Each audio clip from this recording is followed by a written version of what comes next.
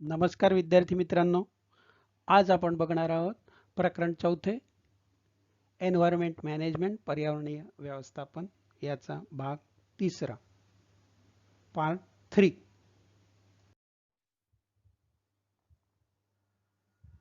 पुढच्या भागात आपल्याला बघायचं आहे नीड ऑफ एन्व्हायरमेंट कन्झर्वेशन, म्हणजे पर्यावरण संवर्धनाची गरज आपल्याला बघायची आहे. या पर्यावरण संवर्धनाच्या गरजेमध्ये आपल्याला बघायचं आहे याविषयी वेगवेगळे जे कायदे केलेले आहेत ते बऱ्याच वेळा सर्वसामान्यांना माहिती नसतात आणि या पर्यावरण संवर्धनामध्ये लोकांचा मोठा सहभाग जो असतो तो आवश्यक असतो. पण या संवर्धनाचे कायदे आणि संवर्धनाविषयी माहिती नसण्यामुळे बऱ्याच वेळा हे अशा प्रकारचं पर्यावरणावर परिणाम होत असतो यांच्याकडून. यासाठी मोठी चळवळ होणं आवश्यक आहे. त्याविषयी सकारात्मक दृष्टिकोन तो रुजवला गेला पाहिजे. अर्थात हे सर्व साध्य करण्यासाठी शिक्षणाच्या माध्यमातून जनजागृती होणं आवश्यक असतं. Need of environmental conservation. General public is not aware about the rules of environment conservation. So, as achieve this, it is necessary to increase the awareness through education since their childhood. म्हणजे अगदी लहानपणापासूनच त्यांच्यावर ते बिंबवलं गेलं पाहिजे. म्हणजे याचं उदाहरण आपल्याला एक सांगता येईल, लहानपणापासून रुजवलं गेलं पाहिजे मूल्य. तर यामध्ये त्याच्या प्रत्येक वाढदिवसाला जर आपण एक म्हणजे त्याच्या आईवडिलांनी तशा प्रकारचं ते जर दृष्टिकोन रुजवला त्याच्यामध्ये, तर प्रत्येक वाढदिवसाला एक झाड त्याने लावायचं त्याच्या हातून आणि ते वाढवायचं, त्याची निगा राखायची, पाणी वगैरे टाकायचं. हे जर केलं तर जितके त्याचे वाढदिवस होतील तितके ते झाडं आणि त्यावर वर्ष वगैरे लिहित जायचं. म्हणजे एक त्याला पण त्यातून आनंद मिळेल आणि एक पर्यावरण संवर्धन पण होऊ शकतं. अशा प्रकारचं काही गोष्टी जर आपण केल्या तर अर्थातच हे सर्व साध्य होऊ शकतं. यामध्ये आहे लॉज अबाउट एन्व्हायरमेंट कन्झर्वेशन. काही लॉज आपल्याला दिलेले आहेत. यामध्ये फर्स्ट लॉ आहे बघा, forest conservation act 1980. Prohibition on the use of reserved land. म्हणजे हे जे आहे हे आपलं जमीन जी असते त्या जमिनी संदर्भात कायदा आहे. दुसरा आहे वाईल्ड प्रोटेक्शन, वन्यजीव संरक्षण. हा जो ॲक्ट आहे हा 1972 मध्ये आला. प्रोटेक्शन ऑफ वाईल्ड लाईफ, वन्यजीवांचं संरक्षण करणे. यामध्ये 3 क्लॉज येतात. 49A, complete ban of trading of rare animals. म्हणजे जे रेअर ॲनिमल्स असतात त्या रेअर ॲनिमल्स संदर्भात जे व्यापार करतात ते पूर्णपणे बंदी आणायला पाहिजे. दुसरा आहे 49B, complete ban of use of articles from organs of animal. अशा प्रकारचे काही जे प्राणी असतात त्यांचे काही अवयवांची तस्करी होत असते, ते पूर्णपणे बंद करायला पाहिजे. त्यानंतर 49C, compulsory disclosure of stocks of artefacts made from animals. म्हणजे यामध्ये काही जे असतात हे अशा प्रकारचा साठा करून ठेवतात, त्यापासून बनवलेले जे अवयव किंवा प्राणी जे असतात या प्राण्यांपासून मिळालेले जे आहे त्यांचा साठा करून ठेवतात. या साठ्यावर पूर्णपणे बंदी आणायला हवी. त्यानंतर येतो आपण ते म्हणजे एक तक्ता दिलेला आहे कंप्लीट द चार्ट. यामध्ये आहे नीड ऑफ एन्व्हायरमेंट कन्झर्वेशन, म्हणजे पर्यावरण संवर्धनाची गरज काय आहे ते आपल्याला बघायचं आहे. यामध्ये 2 आधीच भरून दिलेले आहे आपल्याला. Need of environment conservation to maintain the balance in nature, to solve the natural and artificial problems. हे 2 आपल्याला आधीच भरून दिले. त्यात आता एक एक करून आपण बघूया. यामध्ये सुरुवातीला पहिला जो चौकट आहे त्यामध्ये pollution free air, water, land हे येऊ शकतं. म्हणजे काय तर प्रदूषणमुक्त हवा, जल आणि भूमी टिकवणे हे. त्यानंतर दुसरं यामध्ये आपल्याला येऊ शकतं कन्झर्वेशन ऑफ नॅचरल रिसोर्सेस, म्हणजे जैवविविधता संरक्षण आणि संवर्धन करणे. तिसरं आहे प्रोटेक्ट अँड कन्झर्व बायोडायव्हर्सिटी, म्हणजे नैसर्गिक साधन संपदा जी आहे तिचं जतन करणे. त्यानंतर चौथा कॉलम आहे त्यामध्ये येऊ शकतं quality and sustainable life next generation, म्हणजे भविष्यातील पिढ्यांचे जीवन गुणवत्तापूर्ण आणि शाश्वत होण्यासाठी प्रयत्न करणे. अशा प्रकारे आपल्याला पर्यावरण संवर्धनाची गरज या सांगता येते. त्यानंतर पुढचा भाग आपण बघूया. यामध्ये आपल्याला दिलेलं आहे ते म्हणजे एन्व्हायरमेंटल कन्झर्वेशन, म्हणजे पर्यावरण संवर्धन. अवर सोशल रिस्पॉन्सिबिलिटी, आपली सामाजिक जबाबदारी ही आपल्याला बघायची आहे. तर यामध्ये आपल्याला सांगता येईल since existence of human there is a interrelation between human and environment. Human utilize all the natural resources as much as possible in an attempt to live a satisfactory life. Human kept on snatching from nature as much as possible, and this leads to increase in problems. Human has disturbed environmental balance. म्हणजे काय तर पर्यावरण आणि मानव यांचा संबंध मानवाच्या अगदी अस्तित्वापासूनच आहे. पृथ्वीवर मानवाचे पाऊल तिच्या निर्मितीच्या बऱ्याच कालावधीनंतर पडले आणि आपल्या बुद्धिमत्तेच्या जोरावर, स्मरणशक्तीच्या जोरावर, कल्पनाशक्तीच्या आणि इतर गुणांच्या आधारावर इतर सजीवांपेक्षा आपले स्थान मानवाने महत्त्वपूर्ण ठरवले आणि या गुणांचा वापर करून त्याने निसर्गावर प्रभुत्व स्थापन केले. सुखी समृद्ध जीवन जगण्याच्या प्रयत्नात तो निसर्गातून जेवढं घेता येईल तेवढं घेतच राहिला आणि या प्रक्रियेत नैसर्गिक पर्यावरणाची हानी होण्यास सुरुवात झाली आणि नैसर्गिक पर्यावरणाचा समतोल बिघडवण्याचं काम या मानवाने केलेलं दिसतं. आता यामध्ये एक फोटो आणि त्याच्या बाजूला आपल्याला दिलेली आहे एका लहान माणसाची मोठी गोष्ट असं म्हणून दिलेलं आहे. यामध्ये आपल्याला सांगता येईल की जादव मोलाई पायांग is highly capable person born in a nomadic tribe of Assam.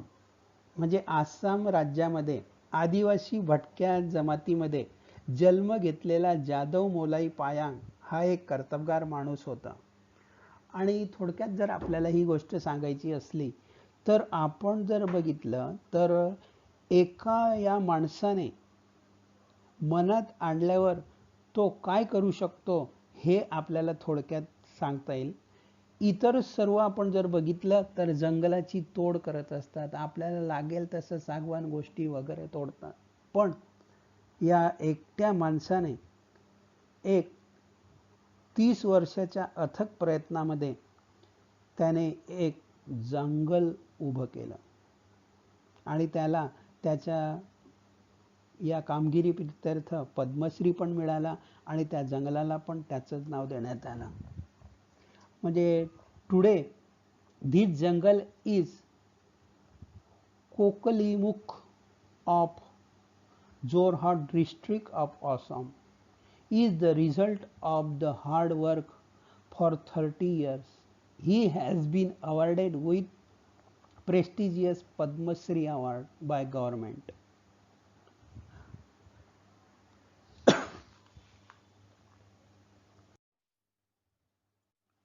पुढच्या भागात बघायचं आपल्याला एन्व्हायरमेंटल कन्झर्वेशन अँड बायोडायव्हर्सिटी, पर्यावरण संवर्धन आणि जैवविविधता, हे आपल्याला बघायचं आहे. पर्यावरणीय प्रदूषणाचा सर्वात घातक हा परिणाम जो असतो हा सजीवांवर होत असतो. आणि आपण जर बघितलं असेल तर आपली सजीव सृष्टी ही विविधतेने नटलेली होती.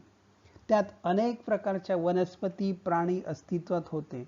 आणि आज आपण बघतो, मागील पिढ्यांकडून आपण ऐकले विशिष्ट असे प्राणी वनस्पती आपल्याला पाहायला मिळत नाही. याला जबाबदार कोण? तर अर्थातच मानव.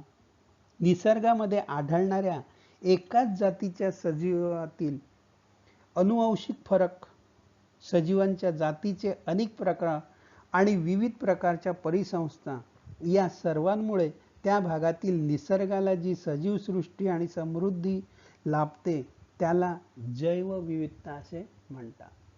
Environmental conservation and biodiversity. Most harmful effect of environmental pollution occurs on living organisms.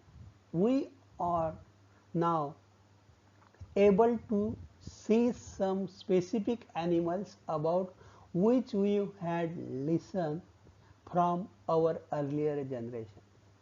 Biodiversity is richness of living organism in nature due to presence of varieties of organisms, ecosystems and genetic variants.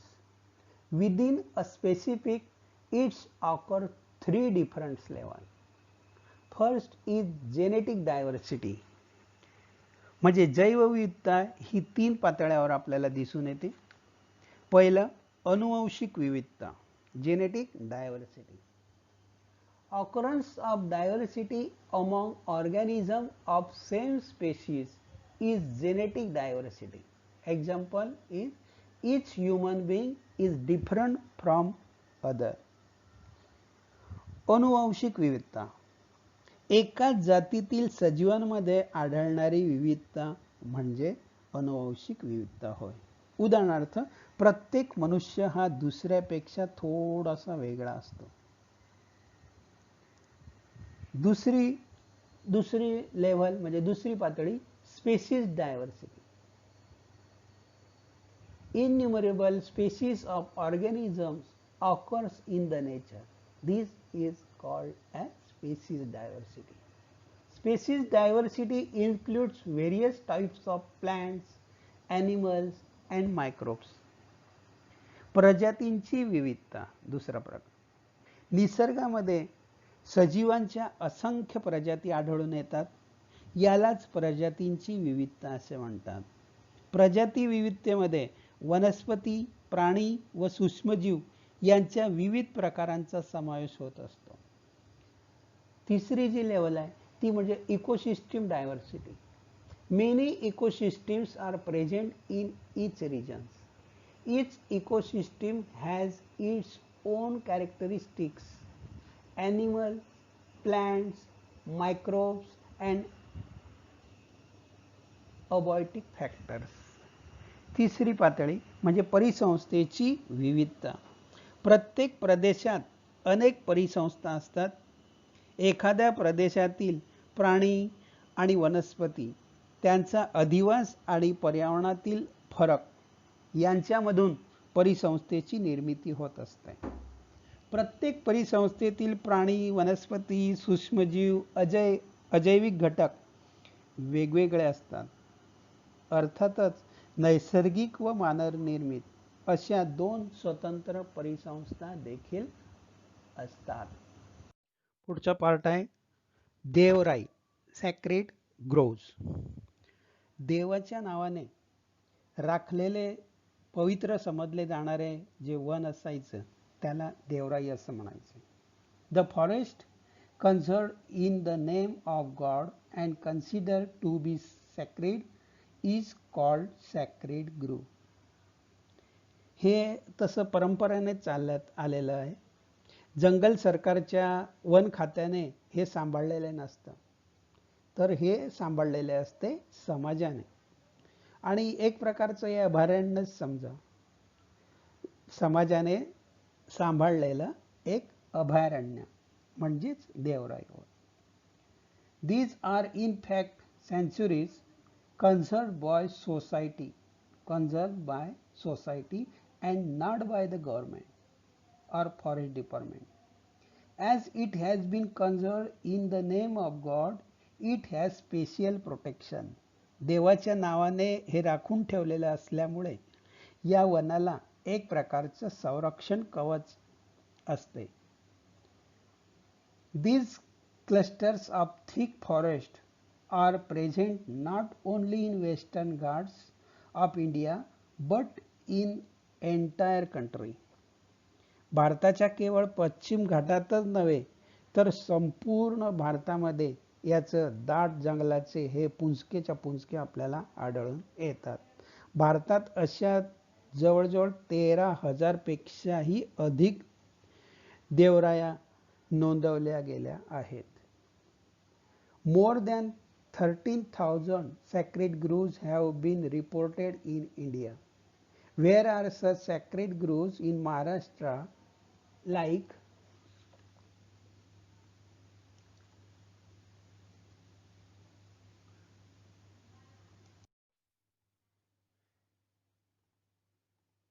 Bhimashankar, Pune वनदेव.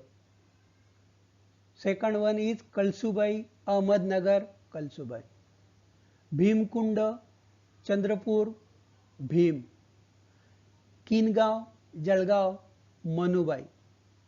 Girgaon, Kolhapur, Katyayani. अशा काही आपल्याला देवराया महाराष्ट्रातल्या सांगता येतील.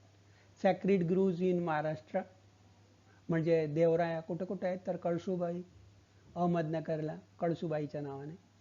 भीमकुंड चंद्रपूरला आहे भीमाच्या नावाने. किनगाव जळगावमध्ये येतं मनुबाईच्या नावाने. गिरगावला कोल्हापूरच्या कात्यायनी देवीच्या नावाने प्रसिद्ध आहे. भीमाशंकर वनदेव देवाच्या नावाने ते प्रसिद्ध आहे. हे पुण्यामध्ये येतं.